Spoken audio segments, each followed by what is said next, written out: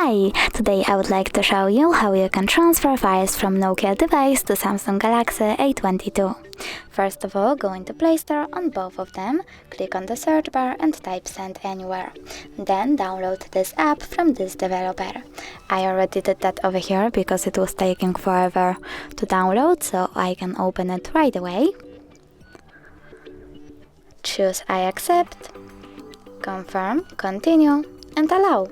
Now we have to do the same on Samsung. And then you have to go with Receive on Samsung and Send on Nokia. Then click on all of those dots and choose Send in order to send all of your files. It will take some time though, so I will go with this one photo, click Send and tap Got it. From here we have two ways to connect. You can input this key over here and choose Receive or Scan QR code.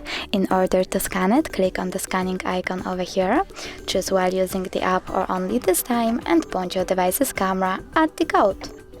Now we have to wait a bit. And as you can see, my photo was successfully transferred. You can always check it out for sure though by going into Samsung folder, clicking on My Files and tapping on, in my case, Images. As you can see, my photo is here.